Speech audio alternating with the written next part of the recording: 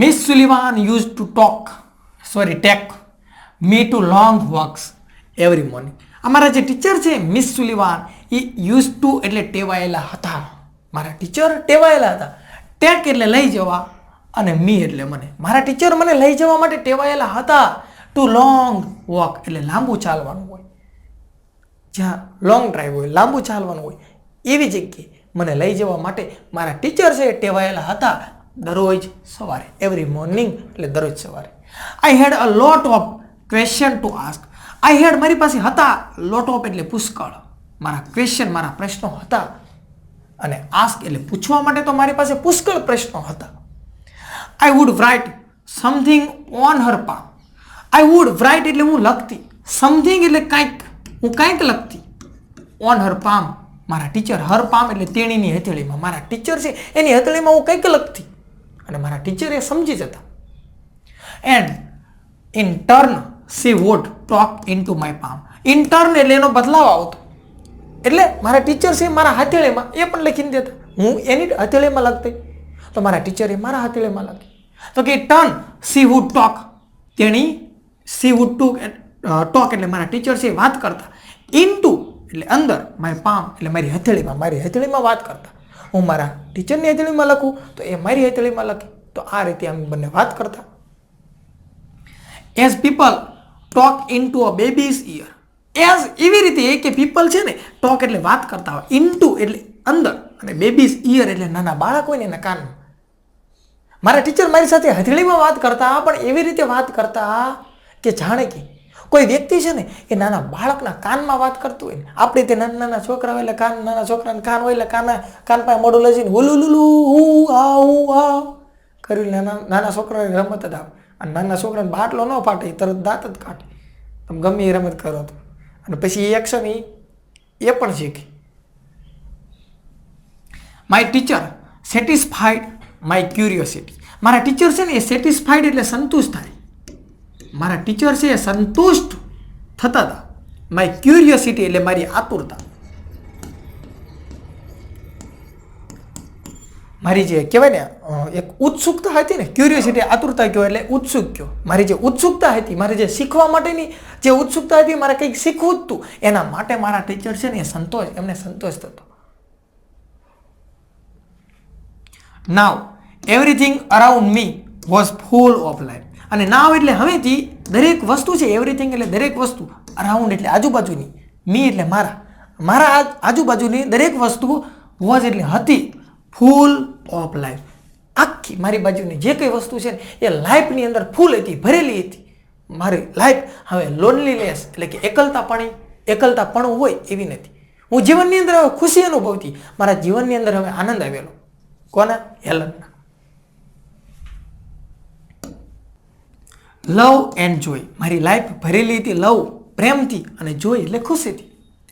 The second stage of learning was more difficult. હવે જે second stage, બીજું જે સ્ટેજ હતું ને લર્નિંગ એટલે શીખવાનું, એ કેવું હતું? વધારે પડતું અઘરું હતું. ડિફિકલ્ટ એટલે અઘરું હતું. હવે આગળ જેવી એક્ઝામ અઘરી થતી જાય, આપણે 5મું ભણીએ, 7મું ભણીએ અને પછી 10મું ભણીએ, એની એક્ઝામ પછી 12માની, તો આગળ જઈએ એમ એક્ઝામ અઘરી થાય. તો હવે બીજું સ્ટેજ અઘરું હતું. It was also based on the sense of touch. હવે આ ઓલ્સો એટલે તદુપરાંત, બેઝ એટલે એના ઉપર આધાર હતો. શેના ઉપર આધાર હતો? તો સીન્સ એટલે સમજ, અને ટચ એટલે સ્પર્શ કરવાનો. હવે જે મારી બીજું જે પરીક્ષા હતી ને એ શેની હતી? તો કે સીન્સ એટલે સમજ થાય, સમજ મેળવવાની, અને શેનાથી? તો કે ટચ એટલે સ્પર્શ કરવાથી. કોઈ વસ્તુ આમ સ્પર્શ કરું તો મને ખબર પડવી પડે કે આ વસ્તુ શું બોલે છે. બીજું સ્ટેજ અઘરું હતું. Miss Sullivan wood speak a word. એટલે મારા જે ટીચર છે એ સ્પીક બોલતા હતા, શબ્દો બોલે, અને મારા ટીચર એ શબ્દો બોલે and ask me to touch Har lips. મારા ટીચર છે એ બોલે, એ પોતે બોલે, અને શું કે આસ્ક એટલે પૂછે, મી એટલે મને, ટુ ટચ એટલે સ્પર્શ કરવાનો, હર લિપ્સ તેણીના હોઠ, લિપ્સ એટલે હોઠ. એટલે મારા ટીચર આમ બોલતા હોય અને એમ એની ભાષામાં એ કહે કે મારા જે હોઠ છે એને સ્પર્શ કરે. એટલે આમ બોલે, અને આ જે બોલવાની જે ધ્રુજારી છે એના ઉપરથી કહેવાનું કે શું બોલે છે. એન્ડ થોટ એટલે ગળું, સ્લોલી એટલે ધીમેથી. મારા ટીચર બોલે તો શું થાય? તો કે એના લિપ્સ, એના હોઠ છે એને અડવાનું, અને થ્રોટ એટલે ગળાનો જે ભાગ છે એને સ્લોલી એટલે ધીમેથી અડવાનું. અને એ જે અહીંયાથી આપણે બોલીએ એટલે ધ્રુજારી આવે, તો એ ધ્રુજારી ઉપરથી અને હોઠ ઉપરથી કહેવાનું કે શું બોલે છે. I learn to speak through the movement of the lips and the vibration in the throat. અને આઈ લર્ન હું શીખી લીધું, આઈ લર્ન મેં શીખી લીધું ટુ સ્પીક એટલે બોલવાનું, થ્રુ એટલે દ્વારા, ધ મૂવમેન્ટ એટલે હલનચલન. આ હલનચલન છે એ હલનચલન દ્વારા મેં બોલવાનું શીખી લીધું. Of the lips and vibration એટલે ધ્રુજારી, અને થ્રોટ એટલે ગળું, ગળાની ધ્રુજારી અને લિપ્સ એના હલનચલન દ્વારા, એની મૂવમેન્ટ દ્વારા મેં હવે બોલવાનું કઈ રીતે બોલવું એ મેં શીખી લીધું. When I utter my first word, when એટલે જ્યારે, આઈ અટર એટલે કે ઉચ્ચાર કરવો, બોલવું, ઉચ્ચારવું. હું જ્યારે બોલી માય પહેલો વર્ડ એટલે શબ્દ, પહેલો શબ્દ હું બોલી, it gave me a boundless delight. અને ઇટ એટલે એ શબ્દ, એ મારો જે પહેલો શબ્દ છે ને એને મને આપ્યું બાઉન્ડલેસ ડિલાઇટ એટલે વધારે પડતી ખુશી. બાઉન્ડલેસ એટલે અતિશય ખુશી, ડિલાઇટ એટલે ખુશી, પણ બાઉન્ડલેસ એટલે શું તો કે અતિશય ખુશી, વધારે પડતી મને ખુશી આવી, મોજ આવી. Now I started talking with my toys, stones, trees and birds in the garden. અને હવેથી મેં શું કર્યું હતું કે મેં શરૂઆત કરી દીધી ટોકિંગ એટલે વાત કરવાની, વિથ એટલે સાથે, માય ટોયઝ એટલે રમકડા, મારા રમકડા, સ્ટોન્સ એટલે પથ્થર, પાણા સાથે મેં વાત કરવાની શરૂઆત કરી દીધું. પાણા આમ કરી આમ ઘા કરવાનું, ફેંકવાનું, પછી કહેવાનું વાગ્યું, પાણાને પૂછવાનું વાગ્યું. મેં આ તો જસ્ટ રમતની વાત છે. પથ્થર સાથે, ટ્રીઝ એટલે વૃક્ષો સાથે વાત કરવાની શરૂ કરી, બર્ડ્સ એટલે પક્ષી સાથે વાત કરી, પક્ષીને પૂછી તમે કેટલી સ્પીડમાં ઉડી શકો, વાત કરે, ભાઈ વાત કરતા હશે ગમે. ઇન ધ ગાર્ડન એટલે ગાર્ડનની અંદર બધા જીવજંતુઓ, પથ્થરો, એની સાથે મેં વાત કરવાનું શરૂ કરી દીધું. I felt amazed and delight as my sister ran to me when I called her. અને શું થાય છે, આઈ ફેલ્ટ એટલે મેં અનુભવ્યું, ફીલનો ભૂતકાળ, લાગણી થવી, આઈ ફેલ્ટ અનુભવ્યું, અમેઝ એટલે નવાઈ, મને નવાઈ લાગી, એન્ડ ડિલાઇટ એટલે ખુશી થઈ, મને નવાઈ પણ લાગી અને ખુશી પણ થઈ. એઝ માય સિસ્ટર મારી બહેન છે ને એ રેન એટલે દોડી, મારી બેન જ્યારે દોડી ત્યારે મને ખુશી થઈ અને નવાઈ લાગી. વેન ક્યારે મારી બેન દોડી તો કે આઈ કોલેડ મેં બોલાવી, હર એટલે તેણે, મેં એમ કીધું બેન દીદી, તો મારી બેન મારી સામે દોડી, મારી બેનની નવાઈ લાગી, યો મારી દીદી બોલતી થઈ ગઈ. તો આના કારણે જ્યારે મારી બેન છે મારી સામે દોડે છે તો એના કારણે એને અતિશય ખુશી થાય છે.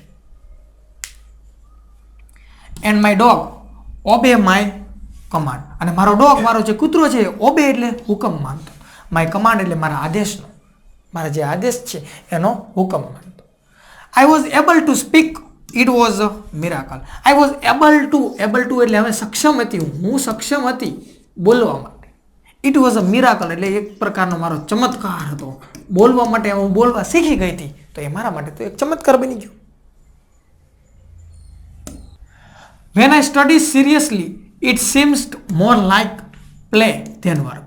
વેન એટલે જ્યારે હું સ્ટડી મેં અભ્યાસ શરૂ કર્યો, સિરિયસલી એટલે ગંભીર રીતે, ગંભીર થઈને કે મારે શીખવું જ છે, ભણવું જ છે, સિરિયસ થઈને મેં મારો અભ્યાસ શરૂ કર્યો તો ઇટ સીમ્સ એટલે કે લાગતું હતું. કેવું લાગતું હતું? મોર એટલે વધારે, લાઈક પ્લે વધારે લાગતું હતું, પ્લે એટલે રમત, વધારે રમત લાગતી હતી. ધ્યાન એટલે ના કરતા અને વર્ક એટલે કામ, એટલે કે કામ કરતા તો મને વધારે રમત લાગતી. હું જ્યારે હું સિરિયસ રીતે મેં ભણવાનું શરૂ કર્યું તો મને એવું ભણવું એ કામ નહીં પણ એક રમત લાગતી હતી, મને મજા આવતી. તો આપણે પણ ભણવું હોય તો ભણવાનું જે ભણતર છે ને એને તમે કામ ના સમજો, એને તમે રમત સમજો, રમત કરતાં કરતાં ભણો. વેન એવર એનીથિંગ ડિલાઇટ ઓર ઇન્ટરેસ્ટ મી, વેન એવર એટલે જ્યારે પણ, એનીથિંગ ડિલાઇટ મને ખુશી મળે, ઓર ઇન્ટરેસ્ટ એટલે રસ લાગે, મી એટલે મને. Miss Sullivan would talk about that as if she were a little girl. મારા જે ટીચર છે એ ટોક એટલે વાત કરતા, અબાઉટ એટલે ના વિશે, ધેટ એટલે કે, એવી રીતે વાત કરતા હતા, મારા ટીચર વાત કરતા હતા. અને એઝ ઇફ એટલે કે એવી રીતે મારા ટીચર છે એ વાત કરતા હતા, અબાઉટ એટલે ના વિશે, અને એઝ ઇફ એટલે કે જાણે કે જેના વિશે મારા ટીચર જ્યારે વાત કરતા હતા ને તો એવું લાગે કે સી વેર અ લિટલ એટલે કે નાની, અને ગર્લ એટલે છોકરી. મારા ટીચર જ્યારે વાત કરે કોઈ પણ વસ્તુ વિશે કંઈ વાત કરતા હોય તો એ તો એવું લાગતું હતું કે જાણે કે નાની છોકરી હોય, મારા ટીચર છોકરી જેમ બોલે. હરસેલ્ફ એટલે પોતાની રીતે, તેણીની રીતે. She taught subjects like science by making it so interesting. See મારા ટીચર છે એ ટોથ એટલે ભણાવતા હતા, સબ્જેક્ટ એટલે વિષયો, અને લાઇક એટલે જેવા કે સાયન્સ જેવા વિષય, વિજ્ઞાન જેવા વિષય પણ મારા ટીચર મને ભણાવતા હતા by making it so interesting.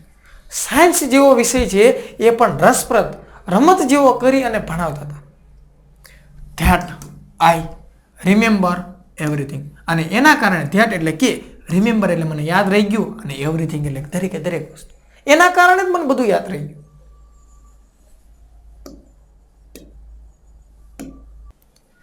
Finally, my teacher began teaching me to read. I first read raised letters and later on read with braille. Finally, અંતે, finally એટલે કે અંતે, my teacher began એટલે શરૂ કરે છે, teaching me મને ભણાવવાનું. અંતે મારા ટીચર ભણાવવાનું શરૂ કરે છે, એટલે કે શરૂ હતું બંધ નહોતું, પણ શું કહે છે? To read. હવે શરૂઆત શેનું કરે છે? વાંચવાનું. હવે શરૂઆત કરી વાંચવાનું. તો મારા ટીચર છે જ્યારે ભણાવવાનું મને શરૂ કરે છે, પણ શું ભણાવવાનું? તો કે વાંચવું કઈ રીતે એ શીખવાડે છે. તો કે આઈ ફર્સ્ટ રીડ, મેં પહેલાં તો વાંચ્યું. રેઝ એટલે કે ઉપસેલા, અને લેટર્સ એટલે કે અક્ષરો. ઉપસેલા અક્ષર હોય એવું મેં વાંચ્યું. અને ઉપસેલા અક્ષર શેની અંદર હોય? તો કે બ્રેલ લિપિની અંદર હોય. એન્ડ લેટર એટલે કે પછી on read with Braille. Sorry, I first read, મેં પહેલાં વાંચ્યા. રેઝ એટલે કે ઉપસેલા, લેટર્સ એટલે અક્ષરો. ઉપસેલા હોય એવા અક્ષરો, અમુક ઉપસેલા આમ અક્ષર એવું કહેવાય ને કે એવા બીબા હોય, બીબા ટાઈપ, અને એની અંદર ઉપસેલા અક્ષર હોય, અને આમ એને આમ તમે સ્પર્શ કરો તો તમને ખ્યાલ પડે કે આ શું છે, શું લખેલું છે. તો એવા ઉપસેલા અક્ષરો આવે. તો કે એમાં મેં પહેલાં વાંચ્યું, અને પછી રીડ વિથ બ્રેલ એટલે કે બ્રેલ લિપિ. બ્રેલ લિપિ પણ એ પ્રકારનું જ આવે, ઉપસેલા અક્ષર ટાઈપ. તો કે આ બંને રીતે મેં હવે વાંચવાનું શરૂ કર્યું. I learn to write with both ordinary as well as Braille. I learn મેં શીખી લીધું. શું? રાઇટ એટલે લખવાનું. વિથ બોથ બંને રીતે મેં હવે લખવાનું શીખી લીધું. કઈ રીતે? તો કે એક ઉપસેલા અક્ષર હોય એ રીતે, એક બ્રેલ લિપિ એ પ્રમાણે બે રીતે મેં હવે લખવાનું શીખી લીધું. ઓર્ડિનરી એટલે સામાન્ય રીતે, એઝ વેલ એઝ સારી રીતે, બ્રેલ ટાઈપ એટલે કે બ્રેલ લિપિ, અને રાઇટર એટલે કે સામાન્ય રીતે આપણે જે લખીએ તો એ રીતે, અને બ્રેલ લિપિ છે એ રીતે. આ બંને રીતે, ઓર્ડિનરી એટલે સામાન્ય રીતે, આ બંને રીતે મેં લખવાનું હવે શીખી લીધું. I was well on my path to becoming a well educated. I was હું હતી, વેલ ઓન એટલે સારું, હું સારી હતી, ભણવામાં તો હું હોશિયાર હતી. માય પાથ મારા રસ્તાની અંદર, અહીંયા કોઈ ચાલીને જવાના રસ્તાની વાત નથી, પણ ભણતર છે ને, ભણતર રૂપી રસ્તાની અંદર હું સારી હતી. ટુ બીકમિંગ એટલે બનવા માટે, અ વેલ એજ્યુકેટેડ એટલે સારું શિક્ષણ મેળવવા વાળી કોઈ સ્ત્રી બનવાની હોય તો એવા રસ્તાની અંદર તો હું સારી હતી, પરફેક્ટ હતી, મને આત્મવિશ્વાસ પણ હતો. એવું અહીં નથી લખ્યું, પણ હકીકતની અંદર એમને પોતાને આત્મવિશ્વાસ હતો. ત્યારે એ પોતે સક્સીડ થાય છે, સફળ થાય છે, અને અંતે ડિગ્રી પ્રાપ્ત કરે છે ગ્રેજ્યુએશન. પર્સન એટલે એ વ્યક્તિ હતી. I was provide all the possible opportunities to develop my ability.